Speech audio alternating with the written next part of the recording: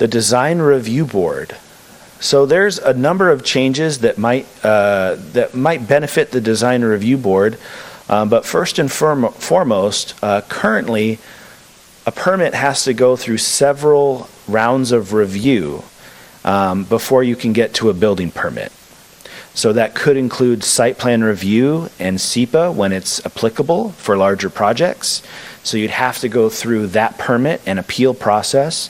You'd have to go through a design review for a conceptual conference for a first review meeting with the Design Review Board, and then an additional Design Review Board meeting where they have a response conference to again view your materials.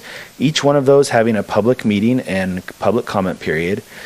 And then a site development permit where you can install any type of infrastructure that may be needed, and then a building permit.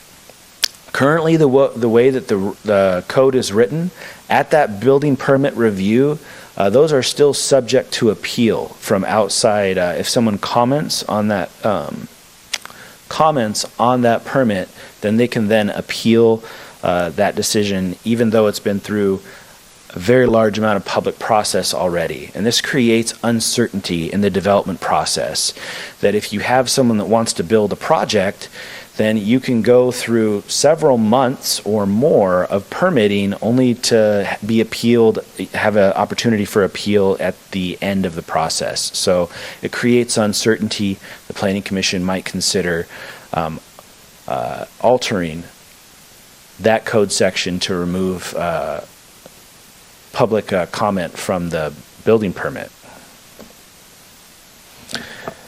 And then some additional modifications for informational signage. So if you're ever walking through your community and something appears to be happening, there's some bulldozers or some buildings being constructed, people want to know what it is. And so we're proposing to add a new section to the code where if your development is of a certain size, it wouldn't be for a single family home, but if you're building like a commercial building or some yet to be determined trigger, then you need to provide a sign on your site conveying what is planned for the future. This wouldn't offer a public comment period or an appeal period. This is just to let you know what's going on in your community. Once again, the intent for the state is to provide a more streamlined process, not to create additional barriers by adding potential appeal periods, but having a sign just for basic information to make sure that you have an informed community is a step in the right direction, potentially, that the Planning Commission should consider. Mentioned in housekeeping. So Design Review Board. The design review process is required for certain projects within the downtown sub-area and the Harrison Heights sub-area. And it currently includes 2 public meetings, which sometimes the second one the board waives, and eventually a building permit as a type 2 permit, requiring an additional public comment period and opportunity to appeal. This creates an unpredictable permitting process where a developer may not know if their project is feasible until the very last permit in the line, which is the building permit. With this revision, the design review meetings would still require public comment, but not the building permit. Viewed under these code sections, they're just examples of the state most resemble those housing types. And the additional housekeeping measures that I was referencing, first of all, design review. We're recommending, the Planning Commission is recommending that the building permit from a design review permit not be a type 2, that it transition to a type 1.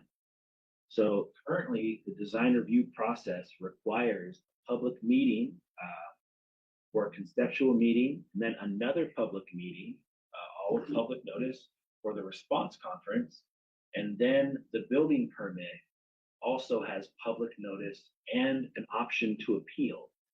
So this is a lot of process and time for a development to go through without any certainty that they will be able to develop at the end of their project when they're submitting a building that reason, the building permit submittal is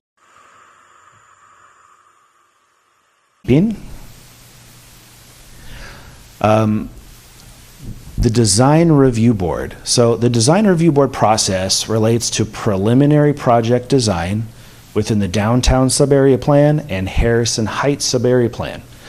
Both proposed alterations would transition the building permit from a type 2 to a type 1 permit. A type 2 requires public comment and a potential appeal. A type 1 permit does not.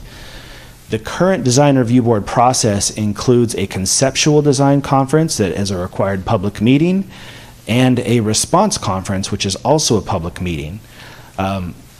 For a development to get from the conceptual design response public meeting, response public comment meeting, and then the building permit leaves a lot of uncertainty for that development to actually come to fruition that late in the process. Thus, we're proposing it is transitioned to a type 1.